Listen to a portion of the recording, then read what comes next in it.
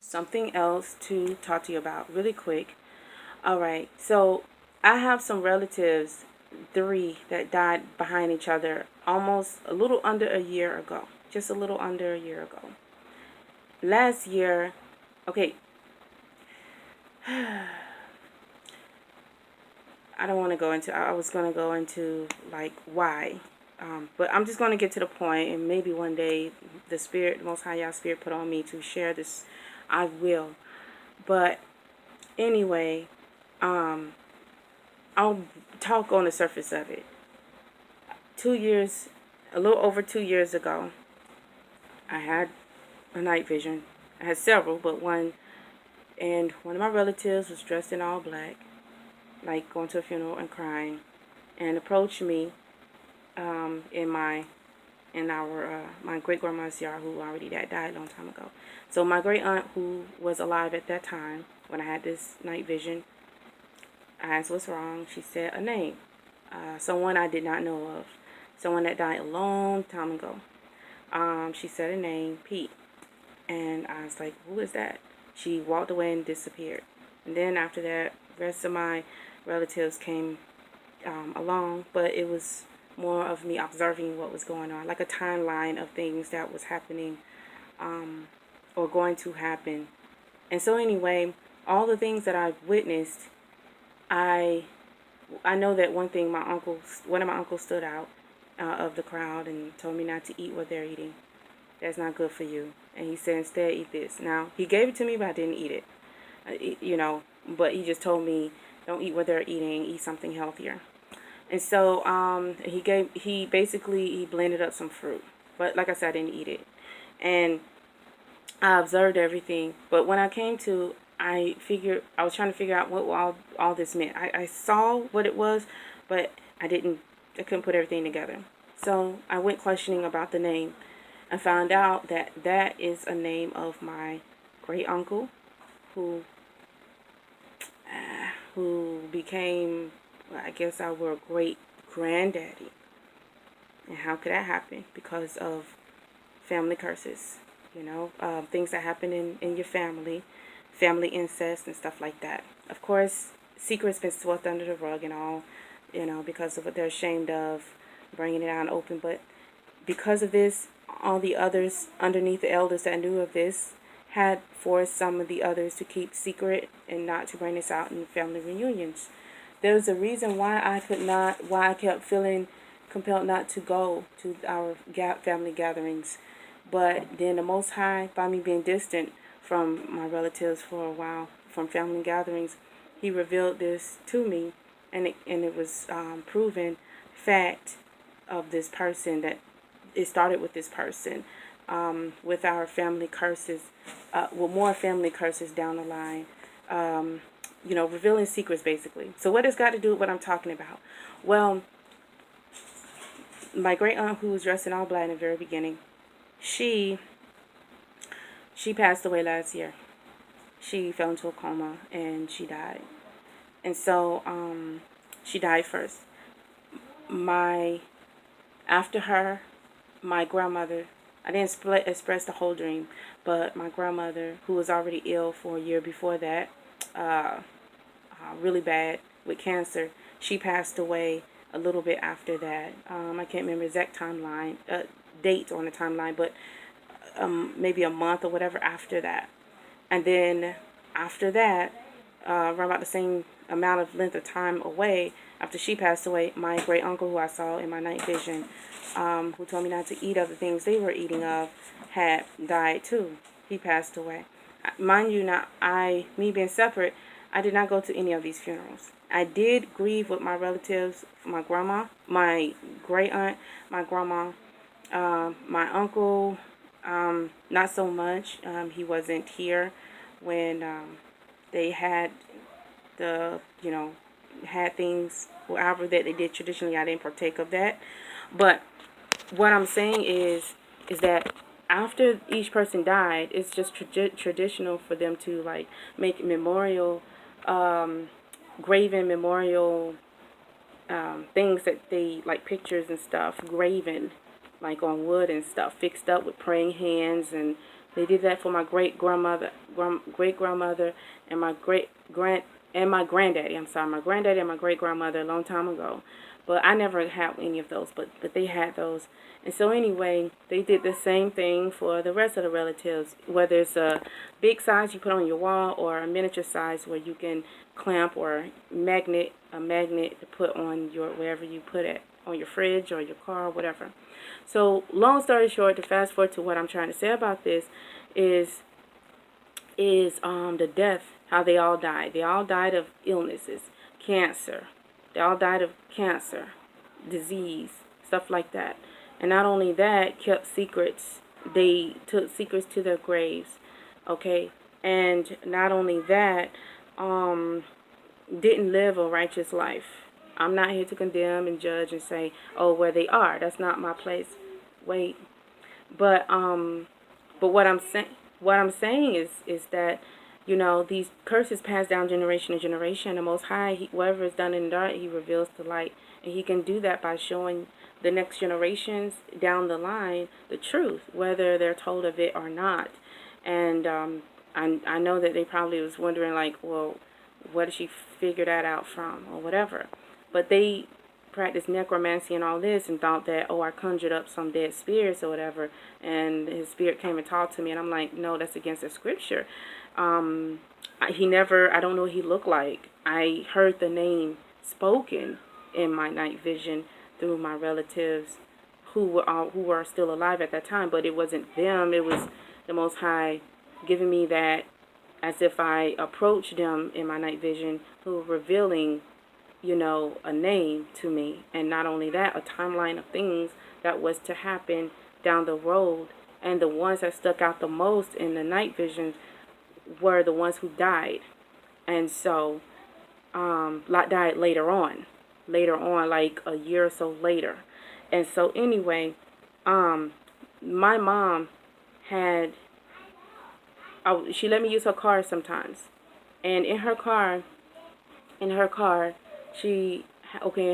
she had my grandmother's thing on the wall. Before I even saw that, on the wall before I even knew she had that. I wasn't going to her house at that time because later on it was still winter. Springtime was coming up, and that's when I started going to her house to do tomatoes and stuff in her yard.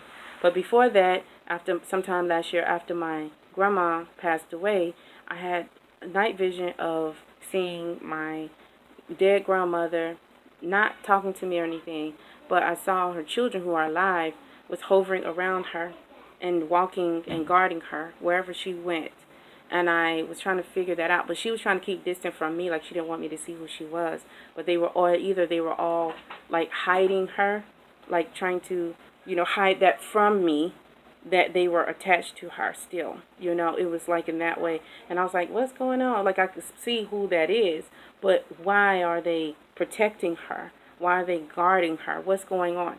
And I know it's not her because it is, she's dead, but still that image. And so I told my mom about it, and I learned a great lesson not to share these things, but you be one to warn the ones you love. And so later I go to her house another day, and I saw that on the wall, that she put that on the wall. First it was in her trunk, and then she put it up on the wall. And then I was like, oh gosh. Now I mentioned about that, talked about that for a moment, but of course it was ignored. So I always felt strong, like strong stuff happening there. Like the vibe is just, it's unease. It's not, it's like so much like depression and stuff like that. Always in anger and just out of, like the attitudes that some people carry of frustration and all. So I always sensed that there, but, and anxiety. It was just weird. I just couldn't get it. But anyway, I kind of sensed. But past that, I did tell her she had to take that down, and eventually she did take that down, but she didn't get rid of it. She just took it down and hid it somewhere. Because, she didn't tell me that, but of course the spirit let me know that. And then later on I find out by somebody else that, yeah, she pretty much probably just took it down and hid it and didn't throw it away. And so my uncle, his image in the car. Now, I didn't know where it was. The same little thing, but it was small, and it was a magnet or whatever it was, a clamp or whatever. But it was a small one. And so, so what happened was I would borrow my mom's car probably once or twice out the month or so, just to do something or whatever, and while she's at work. And I would be singing praise songs and everything, me and my girls, in the car. And all of a sudden, I feel a big old burst of emotions, of overwhelming emotions. I would boo-hoo cry in the car driving. Sometimes I had to slow down and pull over, and I'm like, why am I crying? I had no good reason to be crying, not even of joy or anything. It wasn't that kind of way. When I sing praises and all, I don't even do that. It was more like depression. It was depressing me. And it happened once, and I tried to disguise it, and then it happened again another time, like a couple of weeks later or a week or so later. I used the car again, and to transfer some food over to her house, some tomatoes and stuff to plant. The same thing happened. The same thing. And guess what? It happened as soon as we were on our way. We picked up the car from my mom to take the car to go get the tomatoes and transfer. On our way, leaving from my mom, not far down the road, we're listening to praise music. I am boo-hoo crying again. And I'm like, what is going on? And now I knew something was wrong there. And I was like, I don't know what it is, but this is odd. This is not me. I don't do that, singing praise music and stuff. And this overwhelming of feelings and stuff is just depressing. It's really like hurting me. And so later on that day, it's the feeling still there with me, but I'm not boo crying anymore. And so, so anyway, what happens is hours later, a couple of hours later, me and my girls, we go and pick up something to snack on, something to eat on. I didn't have time to fix some food before we went to go and transfer the tomatoes. So I went to go pick something up for them. We decided to go through a drive-through to wait on, one thing to pick up just to share to eat, because we don't eat just anything from the restaurants. Now, while we're waiting in line, our order was late, So we had to pull up and wait. While we're sitting there waiting, I'm sweating, I'm hot, and all of that. And I'm like, okay, we gotta wait. We running behind, but we'll be all right. Now, I go ahead to check myself because I'm sweaty and I'm trying to wipe the stuff from my face. Shh. And so what happens is I pull down the mirror in front of me. I pull down the visor in front of me, and I open it to look in the mirror. As soon as I flip it open, there it is. My great uncle's memorial image, graven image on the little magnet, whatever, and on top of the hanging on the thing. And I broke.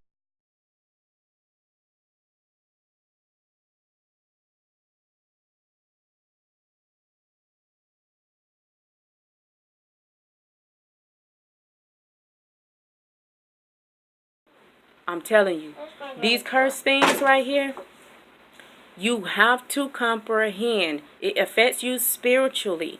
These spiritual attachments to these things needs to be thrown away.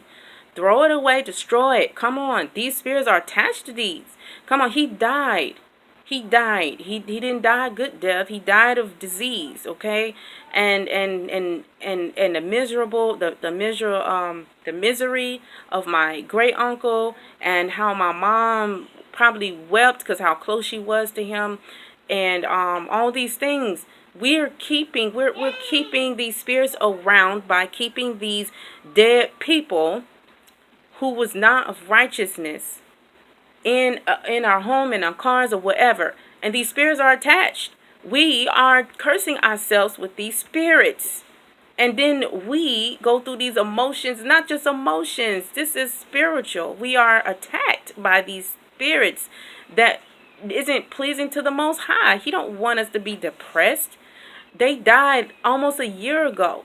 Why do we have to? We grieved, yes, but we're keeping that alive. We're not going to be grieving forever. We don't want to be in grievance forever. We move on. We grieve, we move on. We be around those who support you to help you move forward in life. You're still alive. You're living. You want to live. Continue living, but don't want to live in misery as if you're still stuck in the day when the person died. Come on. And there you go. We're keeping those spirits alive that was attached to that person. Okay?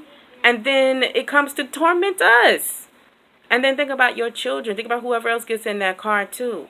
You see what I'm saying? That person is affected in that vehicle, in that house, in that whatever that container is that's holding that demonic cursed thing in. You're in that container, that car, that house, that whatever building. You are affected as well. You're in that room. You are affected. So I just want to share that with you because I didn't have the means to speak out on it a long time ago. And this didn't even happen that long ago. It happened just a few months ago of me finding this out. And now I'm speaking on it because y'all need to take this serious. Stop keep having, and even if you say, oh, he was a good man, or she was a good woman, or blah, blah, blah, blah. Listen, that just because you think that person was of a good person because all things they have done and how kind they were to you doesn't mean they were of righteousness, doesn't mean they wasn't wicked, or then they could have been a sinner. They probably died a sinner. There's a lot of things that they held to themselves, keeping secrets and stuff, going against the word. I mean, come on, the Most High is not pleased with any of those things, and we should not call those things good. That person have been any of those ways, although we know we're not perfect, but still, if that person lived out to be a sinner knowingly, you see what I'm saying? Then we are actually praising the wicked. We should not be praising the wicked, and we should definitely not be holding anything of the wicked, especially after they died. Let's let that go. We have to let those things go. Let go. Your parents have died. You love them. Yes, you have. They may have been wonderful to you. And even if they were a righteous woman or man, okay, but let's stop keeping their spirits alive, or trying to. We can't keep their spirits alive, but we're trying to. We have them in our hearts here, memory in our hearts. But we know we have to put who first? Okay? So therefore, we need to eventually let them go. We grieve for a while, and there's a time for grievance. There's a time to be joy and happy, and praise the Most High. There's time for different things. There's a season for this and season for that. We have to continue to move forward. If we stay stuck in a season of in a particular way, we are actually not growing. Okay, we are hindering ourselves from our blessings. We're being our own stumbling block. Let's stop being our own stumbling block. Okay, and so anyway. Take it serious. Please stop taking everything so lightly and just say, oh, just pray over it. I was singing praise songs in that car. I was praying in that car, and it still took me and my girls. We were affected because we were in the wrong place. We were in my mom's car, where she made an altar at of our my great uncle. Okay, you can make an altar anywhere. All right. And let's stop having idols. There's no other besides the Most High. No other. We shall have no other besides the Most High. And have no graven image or any likeness of anything that he created in the heavens above, earth below, waters beneath. He's going to visit the iniquities of the forefathers upon the children, third and fourth generation, to the third generation, and fourth generation, showing mercy, showing kindness to thousands of them that love him and keep his commandments. So it's a commandment not to have idols, okay? And also to have no idols, no altars where you have other idols, okay? That's no different than what the other nations do. They have a picture with candles and incense and stuff setting up right there to go and bow down, worship, and etc., etc., etc. It don't matter in what form or way you do it. If you're doing it in any kind of way that is idolatry, it's idolatry regardless. Okay? You can keep in memory of it. You have them in your memory. You have them in your memory here. But he don't want us to go that far with it, as far as making idols of them and making graven images, having pictures of them, especially if they were workers of iniquity. Let them go. You don't want us to have any part of those, because we know in the latter days, many are going to come to him and say, haven't I done this? Haven't I done that in your name? He said, get away from me. I don't know you, you worker of iniquity.